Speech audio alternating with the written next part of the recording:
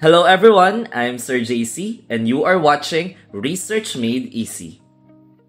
In today's video, we are about to discuss the differences between theoretical and conceptual framework. First, let's have the theoretical framework. Theory came from a Latin word theoria, which means vision. It is an idea or set of ideas that is intended to explain facts or events. Therefore, isa itong concept na binuo para i-predict or i-explain ang isang event or phenomenon. Ang theoretical framework ay nagsisilbing building blocks or foundation or basis ng isang research. Pinatitibay nito ang study natin. Nagiging mas scientific at empirical ang study natin dahil supported, founded, or rooted tayo sa isang theory. Now, the question is, how will you locate your theories? First, identify your variables. Gamitin ang variables mula sa research title. Second, search using search engines and use prompts like theory about, theory on, and etc. Pwedeng i-search ang theory sa Google Scholar or sa ibang search engines na alam mo. Third, examine your related studies and look for possible theories from those. Kung may mga related studies ka na, you may visit or check their theories na ginamit nila.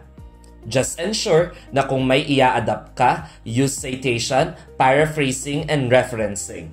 Lastly, piliin lamang ang most relevant para sa'yo.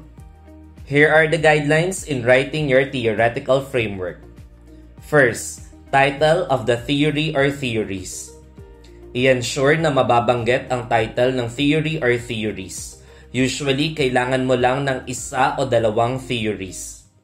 Second, name of the authors, theories, or proponents. We have to mention as well yung proponent o mga pangalan ng authors pati na din ang publishing date. Third, theoretical statement or principles. Mag-cite ng definition o kahulugan ng theory na inyong inilagay. Fourth, explanation of the theoretical statement. I-explain ang kahulugan nito o elaborate ang concept using your own words. Fifth, relationship of the theory to the present study. I-discuss ang connection or relevance ng theory na inyong inilagay sa study ninyo.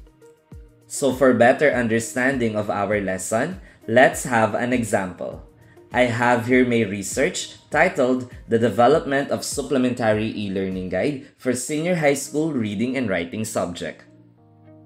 For its theoretical framework, sa yellow highlight makikita natin ang title ng theory na ginamit, The Cognitive Theory of Multimedia Learning or CTML.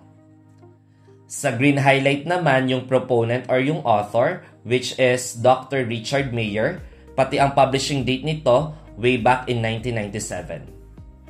Sa pink highlight naman, makikita na idinidescribe ang theory using a citation galing sa isang source. Sa blue highlight, makikita naman yung explanation ng theory. And lastly, sa gray highlight, in-explain yung connection ng theory na napili sa present study. Now, let's move on to the conceptual framework. Conceptual framework is also known as the paradigm of the study. It illustrates the conduct or the flow of the research. It is the same as blueprint or a plan, which serves as a guide sa ating researchers at sa ating mga readers. It visually presents the relationship between variables under study. Binibigyan ng conceptual framework ng visual representation ang flow o procedure ng research investigation. Nagbibigay siya ng clear directions kung paano i-conduct ang research study. Nakakatulong ito para hindi malito at walang makalimutang hakbang ang researcher sa pagbuo ng kanyang present study. Maaaring ma-illustrate ang conceptual framework using shapes, boxes, or flowcharts. Dito makikita yung unang step ng investigation hanggang sa iba pang mga actions taken ng research. To create the conceptual framework, we have to consider the title, variables, at ang ating research questions. Sila ang ating subjects kaya sila din dapat ang makita sa framework at kung paano sila iimbestigahan through research. However, as researchers, hindi tayo basta-basta gagawa ng conceptual framework. Kailangan pa din natin magbasa ng related literature and studies to support the design of our conceptual framework. Here are some of the common types of conceptual framework. First, IVDV model. Kung ang study ninyo is designed to prove interaction, connection, or relationship, ang maaari ninyong gamitin na framework ay IVDV model. Here is an example. PC model. Predictor criterion model is used according to relationships, associations, differences, and impacts ng predictor sa criterion. Here is an example. IPO model. Kung ang inyong study ay patungkol sa assessment, characterization, or even sa mga output-based na research, pwede ninyong magamit ang IPO model. Ilagay sa input ang mga profile na kinonsider, factors or variables needed, or even your research questions. Para naman sa process, ilagay ang mga steps kung paano kinolect ang data hanggang sa analysis nito. Take note na dapat sila ay naka-arrange according to chronological order. Lastly, sa output naman, ilagay ang perceived na result or outcome. Here is an example. ADDIE model. ADDIE model stands for Analysis, Design, Development, Implementation, and Evaluation. Kung ang inyong study naman ay developmental, wherein kailangan ninyong makabuo ng output, material, or products, ang ADDIE model ay suitable para sa inyo. So for better understanding of our lesson, let's have an example. I have here my research titled The Development of Supplementary E-Learning Guide for Senior High School Reading and Writing Subject. For its conceptual framework, makikita natin sa analysis phase na dito kukuhanin ang mga data na needed sa pag-develop ng product or material. Dito din gagawin ang pre-test. Sa design phase naman, dito gagawin ang draft at outline ng bubuin na material. Sa development phase, nandito yung actual creation ng material.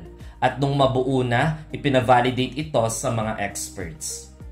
Sa implementation phase, once validated na ang product, dito na ipapagamit ang output sa target participants.